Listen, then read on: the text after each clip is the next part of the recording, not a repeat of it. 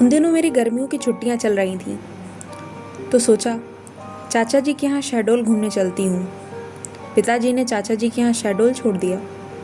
यूं ही एक दिन निमंत्रण पत्र आता है, जिसमें हमें सपरिवार विवाह में आने का आमंत्रण पत्र दिया जाता है। शहडोल शहर तो बहुत बड़ा है और उसमें हमारे चाचा जी का एक छोटा सा घर है। चाचा जी का घर छोटा भले है, पर उसमें रहते हुए मज़ा काफ़ी आता था। खैर, हम लोग दोपहर को चलना शुरू करते हैं। उन दिनों साधन ज़्यादा नहीं था, तो हम सब पैदल ही अपना सारा कामकाज किया करते थे। तो हम पैदल ही जा रहे थे।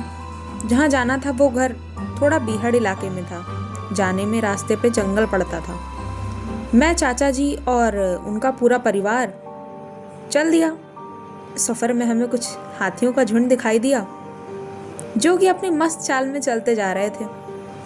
अभी हमें नहीं पता था कि रास्ते में क्या क्या आने वाला है। रास्ता काफ़ी रोचक लग रहा था। हम लोग काफ़ी खुश थे रास्ते में। तभी अचानक रास्ते में झाड़ियों के पीछे से कुछ खुसफुसाहट सुनाई देती है। हम लोगों को चाचा जी आश्वासन यूं ही देते हैं कि ज़रूर ये कोई छोटा जानवर होगा, जैसे कि खरगोश या फिर कोई गिलहरी, जो कि अपना घर बनाने की चाहत में इस झाड़ियों में खुसुर फुसुर कर रही है, या फिर वो अपना कोई छोटा मोटा शिकार पकड़ रहा होगा। हम लोग भी आश्वस्त हो जाते हैं कि हाँ, ऐसा ही कुछ होगा। लेकिन वो आवाज़ धीरे धीरे तेज होती चली जा रही थी और कुछ तेज कदमों की आवाज़ हम लोगों की तरफ आती हुई सुनाई दे रही थी। लग तो रहा था जैसे कोई हमारी तरफ हमारे करीब आता जा रहा हो, मगर हम सब डर नहीं रहे थे। हम सब यही सोच रहे थे कि हो सकता है कि कोई गांव का आदमी होगा जो हमें खोजने आया होगा इलाके से। पर अंधेरा काफ़ी हो जाने के कारण हमें कुछ कुछ चमकता सा दिखाई दे रहा था। यूँ लग रहा था कि जैसे दो आँखें उन झाड़ियों के बीच में से चमक रही हों और हमारे पास आ रही हों। धीरे धीरे गुरगुराने की आवाज़ से ऐसा लग रहा था कि जैसे कि शायद शेर के गुर्राने की आवाज़ हो। जब शेर गरगर कर की आवाज़ से हमारी तरफ धीरे धीरे बढ़ रहा था, चाचा जी ने अपनी मशाल जला ली, जो अपने साथ घर से लेकर के आए थे। हालांकि वो शेर हमारे काफ़ी नज़दीक था। अचानक से चाचा जी की मशाल नीचे छूट जाती है और वे हमें भागने को कहते हैं। मैं, चाची और साथ में छोटा भाई। चाची बच्चे को गोद में ले लेती हैं, अपने बेटे को, और मेरा हाथ पकड़ के ज़ोर से भागने लगती हैं। अब चाचा जी शायद शेर का ध्यान भटकाने की कोशिश कर रहे थे। वे बार बार शेर के सामने कुछ ना कुछ फेंकते थे, जैसे कि छोटी टहनी, जिससे कि शेर का ध्यान भंग हो सके और वो हमारी तरफ ना देखते हुए उनकी तरफ ध्यान दे। और शायद शेर ने इसे अपनी एक चुनौती के तौर पे लिया और वो चाचा जी से लड़ने के लिए तैयार हो गया था। झपट करके जैसे ही वो गुर्रा करके चाचा जी के पास आया, उसने एक पंजा चाचा जी के ऊपर मार दिया। वहाँ से खून भी निकलने लगा। हम सब ये देख करके डर गए थे और लगभग रुक से गए थे। चाचा जी की हालत देख करके मुझसे रहा ना गया।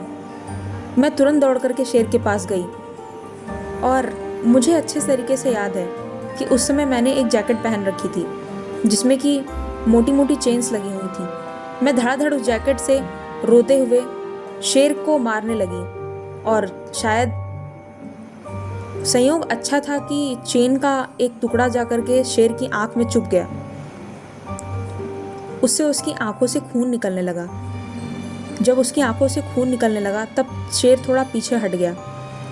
और अच्छा तो ये हुआ कि वहाँ से तभी गांव वालों का काफ़िला आ रहा था, क्योंकि रात काफ़ी हो चुकी थी, तो हम सभी खोजते हुए वहाँ तक आ पहुँचे थे। शायद उन्हें शक हो गया था कि कहीं हम शेर के दायरे में तो नहीं हैं, जो हमें कुछ नुकसान पहुँचा सकता है। हालांकि उस दिन तो शेर ने हमें कुछ नहीं किया, पर हमारी जान बच पाई थी तो केवल शायद मेरी वजह से बच पाई थी।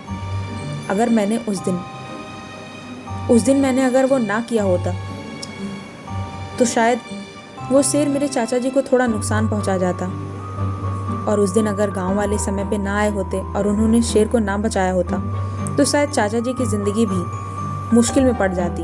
लेकिन अच्छा हुआ, गांव वालों ने आकर के हम सबको बचा लिया और वो हमें अपने गांव तक ले गए। अच्छा हुआ। पता है, इस कार्य की वजह से मुझे काफ़ी पुरस्कार प्राप्त हुआ। सरकार की तरफ से। हाँ, हर वर्ष की तरह 15 अगस्त पे कुछ बच्चों को पुरस्कार मिलते हैं। इस वर्ष ये पुरस्कार मुझे मिला। पुरस्कार पाके मैं काफ़ी खुश हूँ और यह मेरी ज़िंदगी का सबसे रोचक सफ़र रहा। सफ़र आज तक मुझे याद है और आप लोगों को भी सुना रही हूँ। खैर, आप लोगों को ये कहानी कैसी लगी प्लीज़ मुझे कमेंट करके बताएं और वीडियो को लाइक, शेयर और सब्सक्राइब भी कर दीजिए। Thank you.